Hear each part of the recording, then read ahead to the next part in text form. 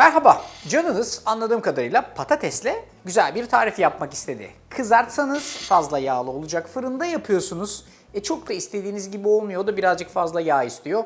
Bunun basit bir formülü var. Yine fırında yapacağız, az yağlı yapacağız. Size her şeyi adım adım göstereceğim. İhtiyacımız olan 1 adet patates, birazcık toz sarımsak, tuz, karabiber, birazcık da zeytinyağı. Şimdi yapacağımız şey patatesi ince ince dilimlemek. Bu tarifte ben mandolin kullanıyorum. Bakın, kullandığınız mandolinlerin markası osu busu hiç fark etmez. Genellikle bu alt kısmında birazcık çalışacağınız tezgahın üstüne yatırdığınızda onu tutan yüzeyler vardır. İşte aynen böyle.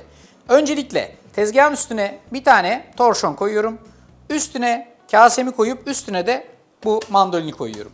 Mandolin bunun üstünde durduğunda bütün rendeleme işlemini direkt olarak bunun içerisine yapacağım. Bakın, hepsini aynı seviyede güzel güzel rendeliyorum. Kullandığım patatesi iyice yıkadım. Kabuğunda vesairesinde hiçbir şey kalmadı.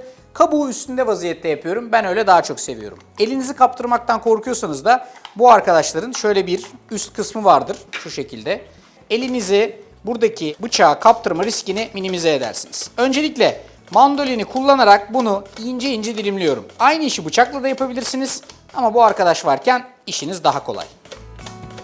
Şimdi burada ince ince dilimlenmiş patateslerimiz var. Cips olma boyutuna gelmek için ideal. Öncelikle birazcık tuz gezdiriyorum. Bir parçacık karabiber. Ben birazcık da toz sarımsak gezdiriyorum. Çünkü gerçekten patatese çok güzel lezzet katıyor. En son olarak da zeytinyağı. İyice her şeyi harmanlıyorum. Eğer birazcık daha baharata ihtiyaç duyarsa onu şu an ekleyebilirsiniz. Yeter ki yağ, tuz, karabiber, sarımsak bunun her yerine eşit vaziyette bulaşsın.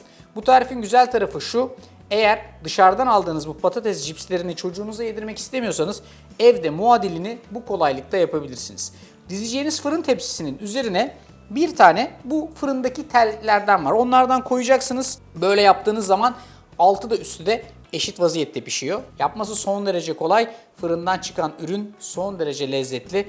İstediğiniz baharatları ekleyerek istediğiniz gibi yapabilirsiniz. Çocuklar buna bayılacak. 200 derecede 10-12, bilemediniz 15 dakika. Mis gibi oluyor.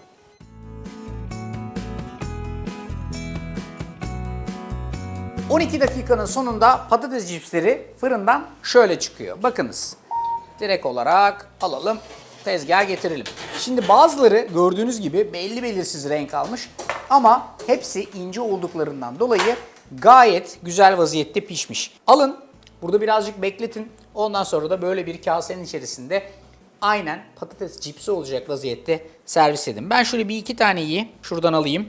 Biraz fazla sıcak ama sizin için kendimi feda ediyorum. Bakalım çıtırtı duyabilecek miyiz? Fırından çıkar çıkmaz bu kadar çıtır, iyice soğuyunca daha da çıtır olacak.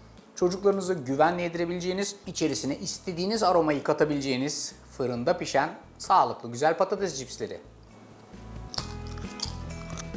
Yapın yiyin yani. Afiyet olsun.